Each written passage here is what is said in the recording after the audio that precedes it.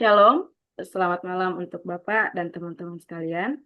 Di sini kami akan mempresentasikan tugas dogmatika 2 mengenai Imago Dei dan kami ambil judul Makna Imago Dei dan Relevansinya dalam Kehidupan Manusia yang disusun oleh saya sendiri, Salmi Nehmi Sinaga bersama rekan saya Lydia Lumban Gaul.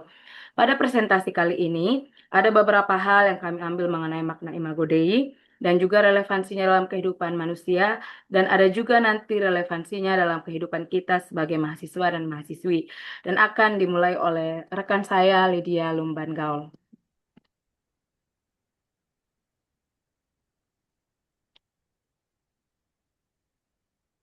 Bagian yang pertama, Imago Dei, latar belakang. Memahami manusia dalam perspektif teologi sangat penting karena pandangan manusia secara umum sering terbatas. Dalam konsep Imago Dei, manusia adalah ciptaan unik yang segambar dengan Allah, yang membedakannya dari ciptaan lain. Keunikan ini juga terlihat dari kemampuan berbahasa sebagai sarana komunikasi dengan sesama dan dengan Allah. Oleh karena itu, muncul pertanyaan, siapakah manusia menurut Alkitab?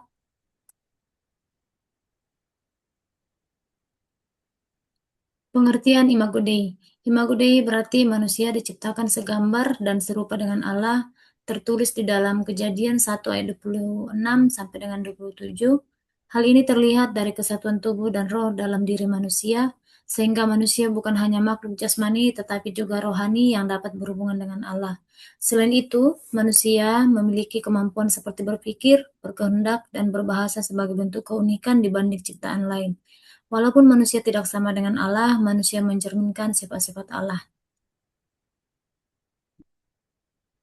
Dasar Alkitab Imago Dei. Konsep Imago Dei memiliki dasar yang kuat dalam Alkitab. Dalam Kejadian 1 ayat 26 sampai 27 ditegaskan bahwa manusia diciptakan menurut gambar dan rupa Allah.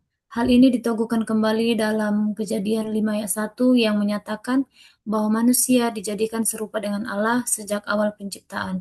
Selain itu, di dalam Yakobus 3 ayat 9 menunjukkan bahwa manusia tetap menyandang gambar Allah sehingga tidak layak untuk dihina atau dikutuk. Dengan demikian, Alkitab menegaskan bahwa setiap manusia memiliki nilai dan martabat karena mencerminkan Allah. Makna teologis Imago Dei. Imago Dei menunjukkan bahwa manusia memiliki martabat yang tinggi sebagai ciptaan Allah, baik laki-laki maupun perempuan, yang saling melengkapi dalam persekutuan. Manusia juga diciptakan untuk memiliki relasi dengan Allah dan sesama, sehingga hidup dalam komunitas kasih. Selain itu, sebagai gambar Allah, manusia memiliki tanggung jawab moral untuk hidup sesuai kehendaknya dan menjaga hubungan yang benar dengan Allah serta sesama. Dimensi dasar manusia dalam hal Imago Dei. Sebagai ciptaan dalam gambar Allah, manusia memiliki kemampuan rasional, yaitu akal budi untuk berpikir dan memahami. Selain itu, manusia juga memiliki emosi atau perasaan yang mencerminkan sifat Allah, serta kehendak bebas untuk mengambil keputusan. Ketiga aspek ini menunjukkan bahwa manusia mencerminkan sifat-sifat Allah, walaupun tidak sama dengannya. Dimensi relasional dan spiritual manusia dalam Imago Dei. Imago Dei juga terlihat dalam aspek relasional, yaitu manusia diciptakan untuk hidup dalam hubungan sesama dan saling melengkapi. Selain itu, manusia memiliki aspek spiritual, yaitu kemampuan untuk berhubungan dengan Allah dan hidup dalam persekutuan dengannya. Manusia juga memiliki aspek moral, yaitu kemampuan membedakan antara yang baik dan jahat, serta bertanggung jawab atas setiap pilihan yang diambil. Tujuan penciptaan manusia. Manusia diciptakan untuk memuliakan Allah dengan hidup sesuai kehendaknya sebagai cerminan gambarnya. Selain itu, manusia diberi tanggung jawab untuk mengelola ciptaan sebagai wakil Allah di dunia. Manusia juga dipanggil untuk hidup dalam relasi dengan Allah yang dipulihkan melalui Kristus dan terus bertumbuh dalam persekutuan dengannya. Kondisi Imago Dei setelah penciptaan. Pada awal penciptaan, Imago Dei dalam diri manusia berada dalam kondisi sempurna, di mana manusia diciptakan baik, kudus, dan benar. Keadaan ini belum tercemar oleh dosa, sehingga manusia hidup dalam kemurnian moral dan kehendak yang selaras dengan Allah. Selain itu, manusia juga hidup harmonis dengan Allah, menikmati persekutuan yang erat dengannya, serta dengan sesama ciptaannya. Bagian kedua, relevansi Imago Dei dalam kehidupan manusia. Pengantar relevansi.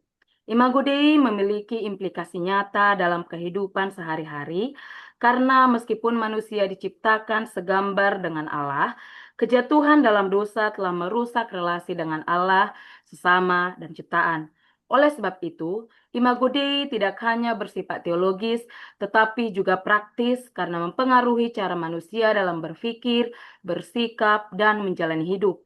Dalam Kristus, manusia dipanggil untuk memulihkan kembali citra Allah tersebut melalui hidup yang benar, bertanggung jawab, dan mencerminkan kehendak Allah. Martabat manusia. Sebagai ciptaan yang segambar dengan Allah, setiap manusia memiliki nilai dan martabat yang sama meskipun telah jatuh ke dalam dosa. Oleh karena itu, manusia dipanggil untuk menghargai sesama tanpa ada diskriminasi karena setiap orang adalah ciptaan Allah yang berharga.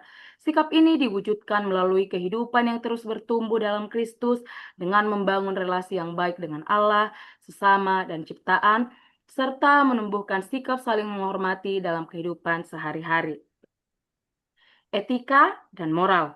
Sebagai manusia yang diciptakan segambar dengan Allah, kehidupan harus dijalani dengan penuh tanggung jawab dan kesadaran akan kehendak Tuhan. Hidup yang benar bukan hanya tentang mengetahui jalan yang baik, tetapi juga memilih untuk menjalaninya dengan jujur dan setia. Oleh karena itu, manusia dipanggil untuk menumbuhkan kejujuran, menjauhi iri hati, kesia-siaan, serta tindakan yang merusak diri sendiri, dan mengarahkan hidupnya kepada nilai-nilai kebenaran agar hidup menjadi bermakna dan berkenan di hadapan Allah. Relasi sosial.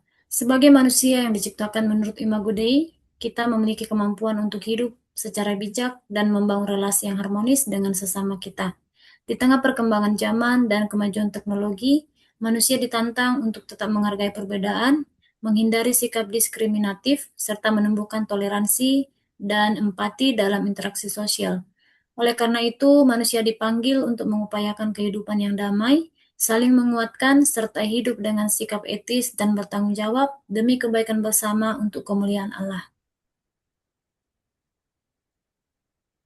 Relevansi dalam perkuliahan. Sebagai manusia yang diciptakan menurut Imago Dei, mahasiswa dipanggil untuk mencerminkan karakter Allah dalam kehidupan akademik. Hal ini diwujudkan dengan menjunjung tinggi kejujuran dalam belajar, mengembangkan kedisiplinan, serta menggunakan kemampuan berpikir secara bertanggung jawab. Di tengah perkembangan teknologi dan media sosial, mahasiswa juga perlu bijak dalam menggunakan teknologi, tidak menggunakannya untuk kecurangan atau hal negatif, melainkan sebagai sarana untuk belajar, membangun relasi yang sehat, dan menyebarkan nilai-nilai yang baik.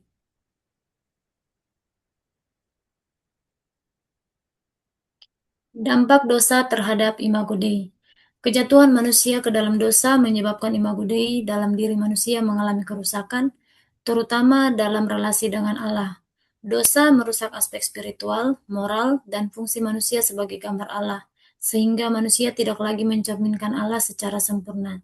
Namun demikian, Imago Dei tidak hilang sepenuhnya, melainkan tetap melekat dalam diri manusia, sehingga manusia masih memiliki nilai dan potensi untuk dipulihkan melalui hubungan dengan Allah di dalam Kristus Yesus.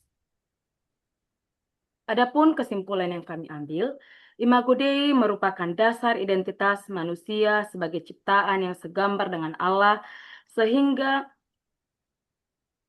memiliki nilai, martabat, dan keunikan. Meskipun dosa telah merusak hubungan manusia dengan Allah, sesama, dan ciptaan, citra Allah tidak hilang dan dapat dipulihkan melalui Kristus. Konsep Imago Dei relevan dalam seluruh aspek kehidupan kita, termasuk dalam sikap, relasi sosial, serta penggunaan pengetahuan dan teknologi. Oleh karena itu, manusia dipanggil untuk hidup sesuai tujuan penciptaannya, yaitu memuliakan Allah, hidup dalam persekutuan dengannya, dan mencerminkan karakternya dalam kehidupan sehari-hari. Demikian presentasi kami dalam tugas Dogmatika 2 kali ini. Semoga apa yang kami berikan boleh menjadi sumber pengetahuan yang baru bagi kita dan menjadi sumber berkat juga bagi kita. Demikian dan terima kasih. Tuhan Yesus memberkati. Shalom.